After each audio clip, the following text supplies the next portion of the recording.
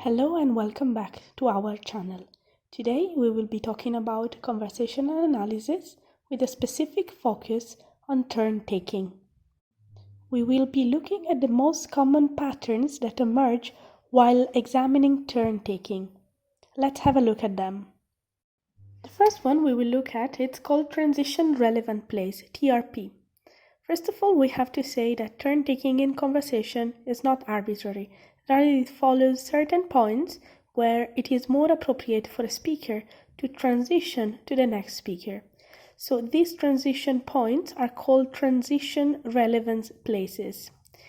TRPs can be signaled in different ways, for instance with linguistic cues such as a completion of a clause or a sentence, but also with prosodic features such as speech or intonation patterns, and with non-verbal cues such as gaze direction and body posture. Another pattern that emerges while looking at turn-taking in conversation is the preference organization. Speakers often display preferences for who should speak next. For example, if one speaker asks a question, they typically prefer a response from another participant rather than an unrelated comment from the same speaker or from someone else. So these preferences are influenced by social norms, by power dynamics, and by the specific context of the conversation. Another pattern is called overlap or interruption. While turn-taking usually involves smooth transition between speakers, overlaps and interruption can also occur. Overlaps in general happen when one speaker starts talking before the current speaker has finished.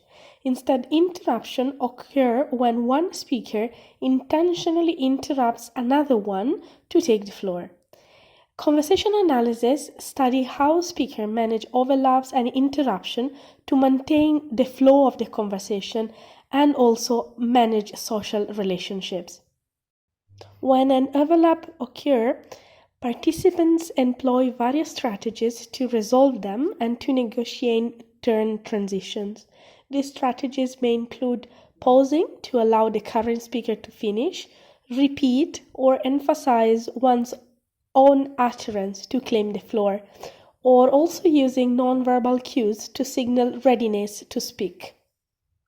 Moreover, we can also talk about back-channel cues. So in addition to turn-taking as primary speakers, participants in a conversation, they also tend to provide feedback and also show their engagement through what we call back-channel cues. These are, for example, sounds like or just nodding.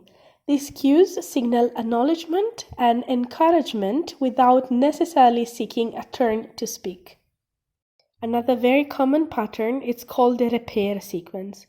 Turn-taking also involves moments of repair when speakers encounter difficulties or misunderstanding.